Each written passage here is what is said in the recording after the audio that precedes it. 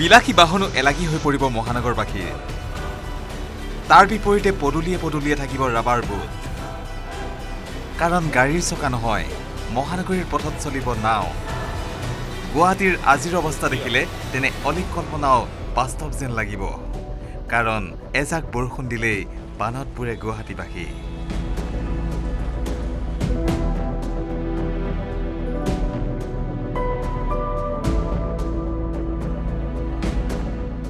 ইতিমধ্যে মহানগৰৰ জলপথত মোকাবিলা কৰিবলৈ মহানগৰৰ লোকে নিজাকৈ কিনিবলৈ লৈছে ৰাবাৰ বুট মন কৰক এই দৃশ্য মহানগৰীৰ ৰুক্মিণী গাঁৱৰ এজাক বৰষুণ দিলেই বানতপুৰা অঞ্চলটোত আৱাসীয়ে সঁচাসঁচিকৈ কিনি লৈছে ৰাবাৰ বুট যাতে নিজৰ লগতে পৰিয়ালৰ আন সদস্যসকল জলবন্দী হ'বলগীয়া নহয়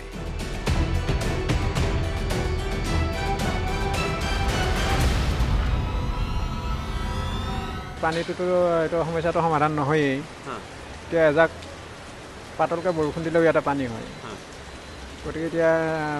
চৰকাৰৰ পৰাতো এইবিলাক একো সমস্যাৰ সমাধান নকৰেই গতিকে নিজাকৈ এওঁলোকে ব্যৱস্থা কৰি লৈছে নাৱৰ হওক বা কিবা হেৰি হওক অতি সহজতে ঘৰৰ পৰা অহা যোৱা কৰিব পৰা সুবিধা আছে এই ৰাবাৰ বুটখনত মুঠৰ ওপৰত মহানগৰবাসীৰ প্ৰতিগৰাকীৰ বাবে অন্যতম সাৰথি হৈ পৰিব পাৰে এইখন ৰাবাৰ বুট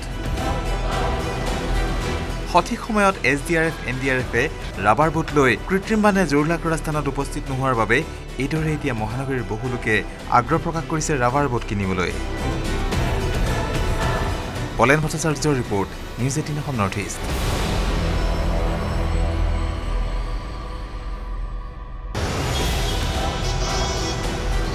বিলাসী বাহনো এলাগী হৈ পৰিব মহানগৰবাসীৰ তাৰ বিপৰীতে পদুলিয়ে পদুলিয়ে থাকিব ৰাবাৰ বুট কাৰণ গাড়ীৰ চকা নহয়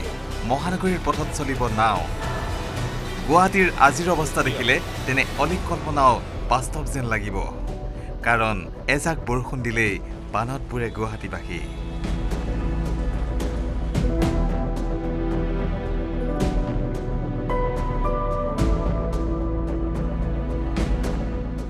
ইতিমধ্যে মহানগৰৰ জলপথত মোকাবিলা কৰিবলৈ মহানগৰৰ লোকে নিজাকৈ কিনিবলৈ লৈছে ৰাবাৰ বুট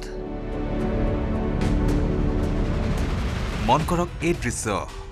দৃশ্য মহানগৰীৰ ৰুক্মিণী গাঁৱৰ এজাক বৰষুণ দিলেই বানতপুৰা অঞ্চলটোত আৱাসীয়ে সঁচাসঁচিকৈ কিনি লৈছে ৰাবাৰ বুট যাতে নিজৰ লগতে পৰিয়ালৰ আন সদস্যসকল জলবন্দী হ'বলগীয়া নহয়